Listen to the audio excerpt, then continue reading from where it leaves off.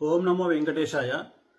నన్ను జర్నలిస్టు మూర్తి గారు 2017లో మహా టీవీలో ఉన్నప్పుడు నా మీద దాడి చేయడం ప్రారంభించినారు. నన్ను మ్యాక్సిమం నాశనం చేయడానికి తీవ్రమైనటువంటి ప్రయత్నాలు చేసినారు. అప్పుడు నేను వాళ్ళు అడిగినటువంటి డబ్బులు నేను ఇవ్వకపోవడం వల్ల చాలా రోజుల తర్వాత గత 8 నెలల నుండి తిరిగి నా మీద జర్నలిస్టు మూర్తి గారి ఆధ్వర్యంలో వాళ్ళ టీం ఆధ్వర్యంలో దాడులు ప్రారంభించడం జరిగింది. డబ్బులు ఇచ్చి నాకు వ్యతిరేకంగా జ్యోతిష్యులను అలాగే కొంతమంది క్లయింట్ల రూపంలో ఉండే వ్యక్తులను తీసుకొచ్చి నా గురించి టీవీల్లో డిబేట్లు పెట్టి నా గురించి చెడు ప్రచారం చేయడానికి తీవ్రమైనటువంటి ప్రయత్నాలను జర్నలిస్టు మూర్తి గారు చేస్తూ ఉన్నారు. సో ఎంతో మంది కష్టాల బాధల నుండి తొలగించిన నాకు చివరికి నేనే ఒక ఆత్మహత్య చేసుకునేటువంటి మానసికమైన స్థైర్యాన్ని కోల్పోయిన స్థితికి నేను వెళ్ళడం జరిగింది. సో చాలా చాలా చాలా చాలా గత 8 నెలల నుండి సుమారు 15 కేజీల బరువు తగ్గిపోవడం జరిగింది.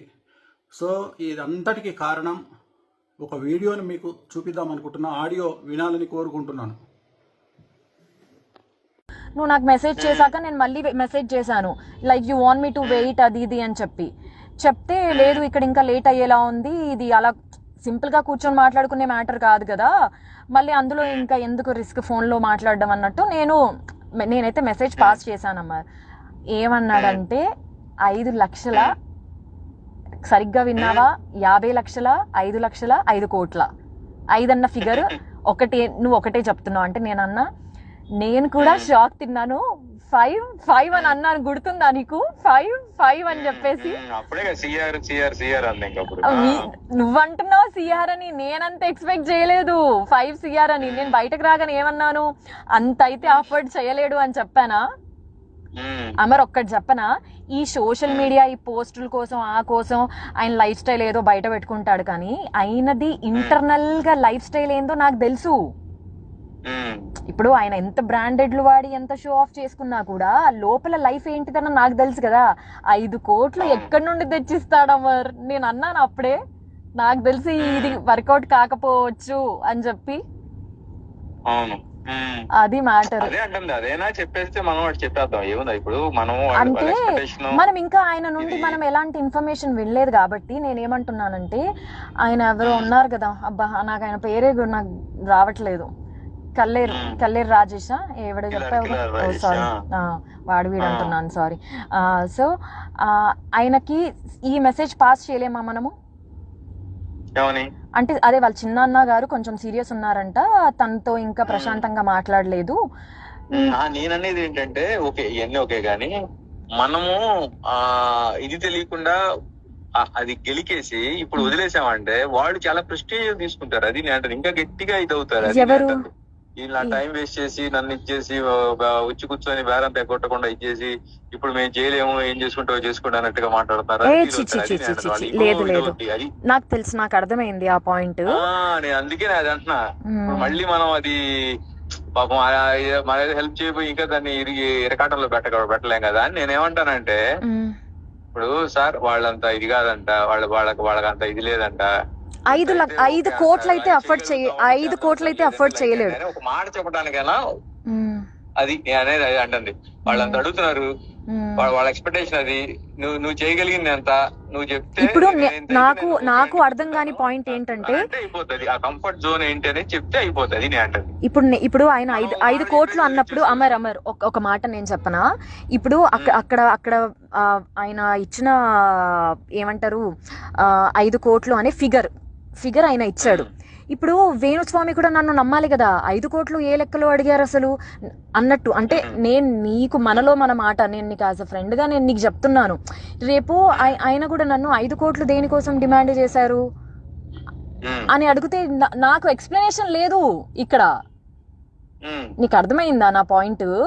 ఆయన నా మాటని నమ్ముతాడా అనే క్వశ్చన్ మార్క్ లో నేను ఉన్నాను. ఆ ఫిగర్ వినగానే చూసావు కదా, నా మైండ్ అంతా బ్లాక్ అయిపోయింది బయటకు రాగానే.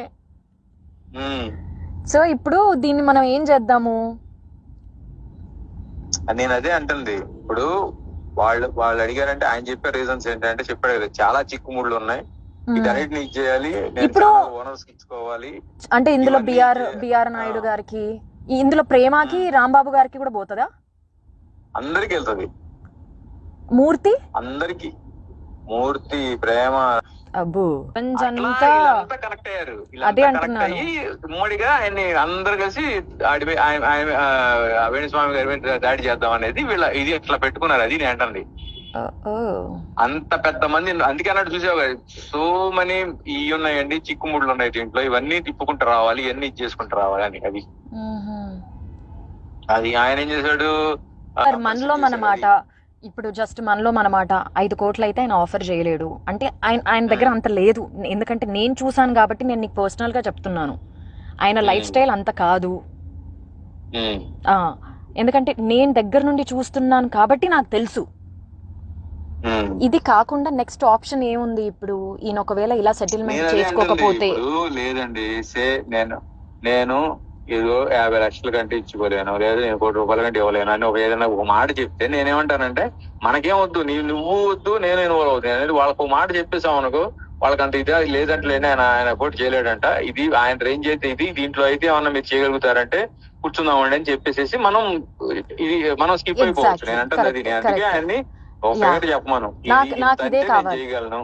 అదే అంటే అది ఓకే. ఎందుకంటే నేను ఇప్పుడు నన్ను ఇచ్చేసావు, నేను తీసుకెళ్లాను, నీ క్లియర్ గా నేనే ముందు తీసుకెళ్లి లేదు అసలు ఈ విషయంలో చెప్తున్నాను కదా, నీతో పాటు అసలు నన్ను అక్కడ వరకు తీసుకెళ్లడమే I'm very much grateful to you. నేను చెప్తున్నాను కదా. అయ్యో నీ మొహంలే, మనలో మనకి అవన్నీ ఎందుకు లేదు. నేను అసలు నా సంబంధం లేకపోయినా సరే నువ్వు అడిగావని చెప్పేసి నేను దాన్ని అప్పటికప్పుడే పంపించాను. ఏ కంప్లైంట్ ఇచ్చారు ఏంటి అవన్నీ పంపించాను నీకు.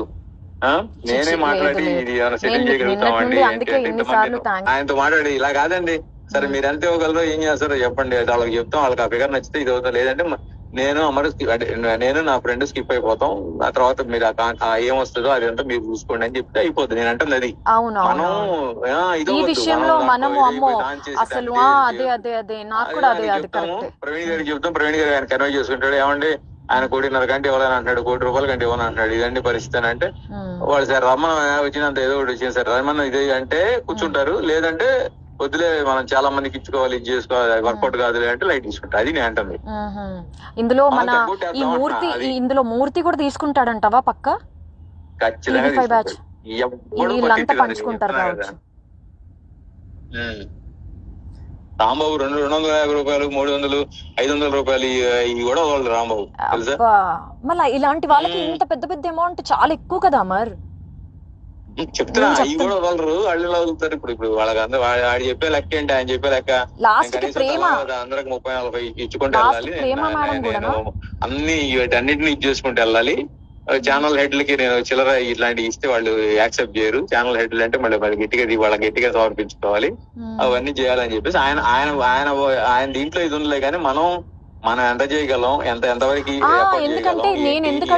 చెప్తే దాంట్లో వాళ్ళు చేయగలరా లేదా అనేది చెప్తే అయిపోద్ది అంతే. అంటే నేను రేపు ఆయనకి ఎక్స్ప్లెనేషన్ ఇచ్చుకోవాలి కదా అని. నీకు ఒక చిన్న ఇది ఇస్తాను చూడు, వాళ్ళతో మాట్లాడుకొని వాళ్ళతో డీల్ చేసుకుని అప్పటికి నేను కూడా రానంటే రా మరి నువ్వు లోపలికి రమ్మంటే వచ్చి లోపలికి నేను, అవునా కదా? నువ్వు లేకుండా ఎలా నువ్వు కూడా రా, నువ్వు ఉంటే ఇది ఉంటుందంటే సరే నేను ఇక ఒక ఆడపిల్లని ఒకదాన్ని లోపలికి పంపించాను కరెక్ట్ కాదని చెప్పి బాలు వాళ్ళ కోట్లు వేసేద్దాం, ఆయన ఒకటి చెప్పమను, మనం జస్ట్ కన్వే చేద్దాం ఇదని. వాళ్ళు అది ఓకే అనుకుంటే ఇదవుతారు, లేదంటే మనం జస్ట్ చెప్పగలిగాం, నువ్వు నన్ను స్క్రీన్ షాట్ అదేంటది ఆ కంప్లైంట్ కాపీలు పంపించమన్నా పంపించాను, ఆ తర్వాత ఏదో అనుకున్నాం వర్కౌట్ కలిపి మనం లైట్ తీసుకుంటాం. అది అమ్మో లేదమ్మా లేదు ఇక్కడికి ఎండ్ చేసేద్దాం. నేను బయటకు వచ్చినప్పుడు ఏమన్నాను, ఇప్పుడు కల్పించేసి సో అండి తనే చూస్తుంది అని చెప్పేసి నేను వెళ్ళిపోదాం అనుకున్నా యాక్చువల్ గా.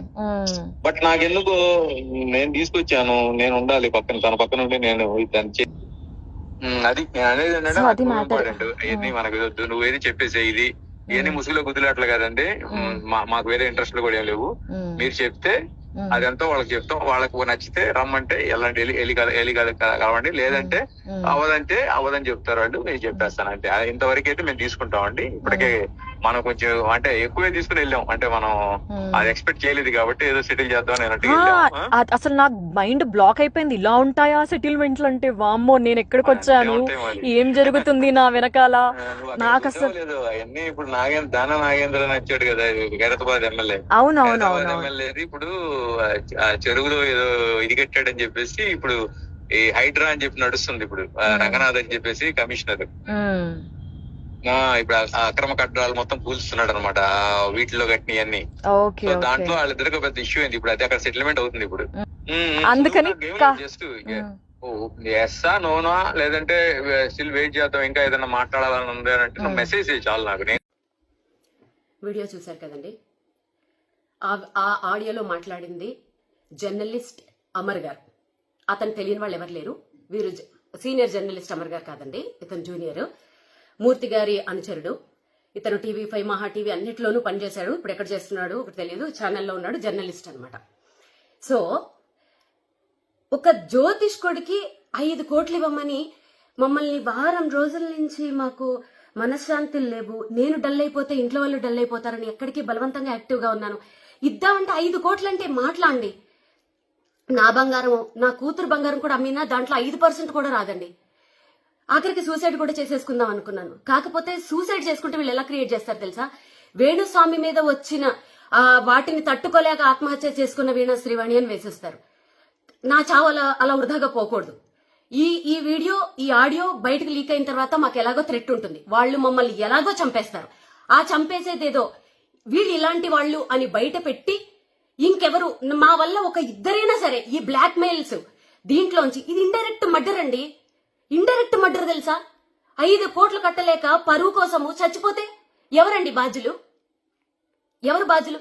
దీంట్లో నాకు విచిత్రమైన విషయం ఏంటంటే, ప్రేమ గారు అంత డీసెంట్ జర్నలిస్ట్, ఒక ఆడపిల్ల అమరు చెప్తున్నాడు చూడండి, దాంట్లో ప్రేమకు కూడా వాటా ఉంది. రాంబాబు గారు, TV5 రాంబాబు గారు ప్రతిరోజు నాకు మెసేజ్ పెడతాడు, ఆయనకు కూడా వాటా ఉంది, ఇంకెవరెవరికో వాటాలు ఉన్నాయి అని చెప్తుంటే నా ఫ్యూజులు ఎగిరిపోయాయండి. పెట్టుకోండి, ఇంకేమన్నా పెట్టుకోండి, మేము ఇంకా ఏమీ చెయ్యలేము. ఇది మా మరణ వాంగ్మూలం అనుకోండి, ఏమన్నా అనుకోండి. వీళ్ళు మానసికంగా కూడా, వీళ్ళకి ఎన్ని ఫేక్ అకౌంట్లు ఉన్నాయో తెలియదు గాని, నేను మొన్న జర్నలిస్టుల మీద పెట్టిన వీడియో కింద ఎన్ని ఫేక్ మెసేజ్లు, ఒక 100 వాళ్ళు ఫేక్ పెడితే ఒరిజినల్ వాళ్ళైనా కొంచెం అవుతారు కదండి, వాళ్ళు కూడా పెడతారు. మెసేజ్లతో కూడా నన్ను హింసించేశారు. అసలు నేను ఎప్పుడు నా మ్యూజిక్ వరల్డ్ నుంచి బయటికి రావడం మీరు ఎప్పుడైనా చూసారా? ఎందుకు వచ్చారు అని అడుగుతున్నారు. ఇప్పుడు ఆడియో అర్థమైందా? మా దగ్గర ఇంకా చాలా సాక్ష్యాలు ఉన్నాయి. మా మనిషి కిలారు రాజేష్ అనే వ్యక్తి జూబ్లీ హిల్స్ క్లబ్ లో పెట్టిన మీటింగ్ అది. మా దగ్గర ఇంకా సాక్ష్యాలు ఉన్నాయి. ఆయన సెక్రటరీ జూబ్లీ హిల్స్ క్లబ్ కి, అక్కడ పెట్టిన మీటింగ్, అక్కడికి వెళ్ళింది నా పర్సన్. ఇంకా మా దగ్గర చాలా సాక్ష్యాలు ఉన్నాయి. అప్పటి వరకు మమ్మల్ని బతకనిస్తే మేము ఇంకా బయట పెడతాం. ఈ వీడియో చూసిన తర్వాత మాకు జర్నలిస్టులే సపోర్ట్ చేస్తారా, బ్రాహ్మణ సంఘాలే సపోర్ట్ చేస్తాయా, చదువుకున్న వాళ్ళు సపోర్ట్ చేస్తారా, పోలీసులు సపోర్ట్ చేస్తారా, లాయర్లు సపోర్ట్ చేస్తారా? మీరు దీన్ని సుమోటోగా తీసుకుని, ఒక ఆడపిల్ల అనుకోండి, ఒక ఫ్యామిలీని అనుకోండి, ఇలాంటి 5 కోట్ల జ్యోతిష్ అని చెప్పినందుకు 5 కోట్లు మీరు డిమాండ్ చేసి బ్లాక్ మెయిల్ చేస్తున్నారంటే, మీరు మిగిలిన వాళ్ళ దగ్గర ఎంత చేస్తున్నారు? ఎంతమందిని చంపేస్తున్నారు మీరు?